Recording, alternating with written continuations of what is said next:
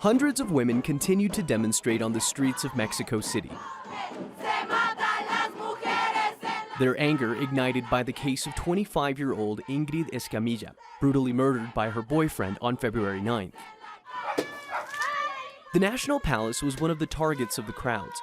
They said the government hasn't done enough to address the issue of violence against women. It's estimated that 10 women are killed in Mexico every day.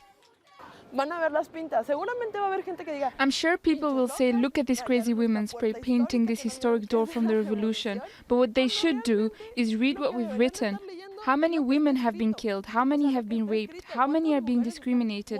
That's what really matters. There's also been a backlash against Mexican media after photos of Ingrid's mutilated body were published. I'm asking the members of the press, before you publish a photograph, before you write a story, think that this could have been your sister, that this could have been your daughter, that this could have been your mother.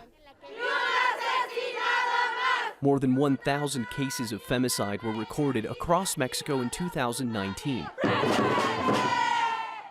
Women's rights advocates are demanding that all murders of women be automatically investigated as femicides.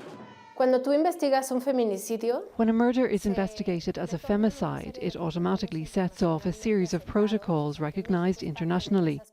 Through this documentation, a statistic is generated, making it possible to recognize the scope of the problem so a public policy can be developed. Outside the apartment building where Ingrid Escamilla was killed, neighbors joined demonstrators in a vigil for all victims of gender-based violence.